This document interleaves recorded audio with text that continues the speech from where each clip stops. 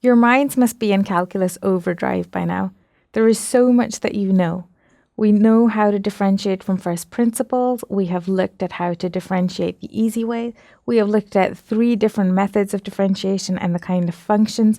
You then move to differentiating trigonometry, and you're now putting it all together. We'll move on to the next section where we start to look at differentiation of exponential and logs. We're going to introduce how to do it, so just the basic rules, and then we're going to do some questions. We'll also do some proving of log rules. So there's 3 really important rules of logs that we'll prove. Now, all of this is really important for understanding things like the pH scale in medicine, so how acidic or alkali something is. So once you'll be able to deal with log calculations, you should be a lot more confident with your calculations on the pH scale. So let's start. The first thing, just defining what e of x, which is the exponential, and log of x, which we'll deal with in this case as ln of x, and defining what the derivatives are.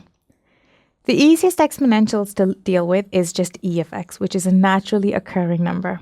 And the good thing is that the differential of e of x is simply e of x. It doesn't change. So if we were to sketch the gradient of e of x, it would look exactly the same as the graph of e of x. Makes our lives easier. So e of x differentiates to e of x. Now, we're going to use a special log called ln of x, which is basically log base e. So the e that we can just see here. ln of x is log of base e, and we can shorten it to ln of x. And ln of x differentiates to 1 over x. Now this will derive later on when we do some integration. But for now, we'll just go straight into some calculations. And I will also give you 3 important rules of logs, which you may have already seen in the past, but we're going to prove them so you understand them a little bit better.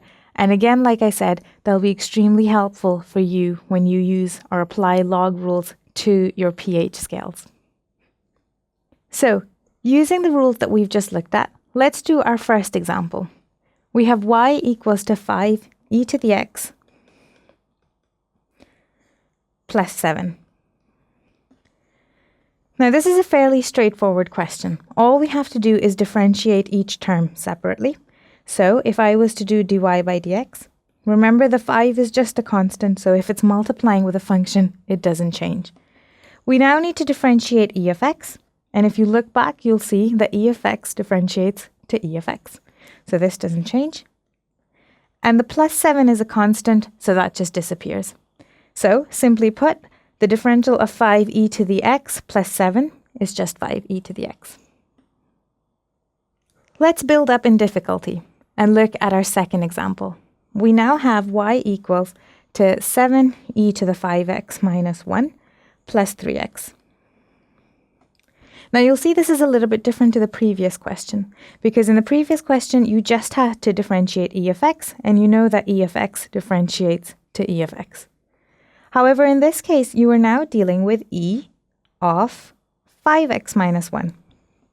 What does that look like? If you really think about it, you have e not to the power of x, but to the power of another expression, or to the power of another function. Think about it for a moment, and hopefully you will conclude that this is a function of a function. So you have a function, an outside function of e, and an inside function of 5x minus 1. So again, we'd have to use the chain rule here. Let's try it out and see if we can do this together. So 7 is just a constant, doesn't bother us, that can stay. Right, I'm just going to show you here on the side, 5x minus 1.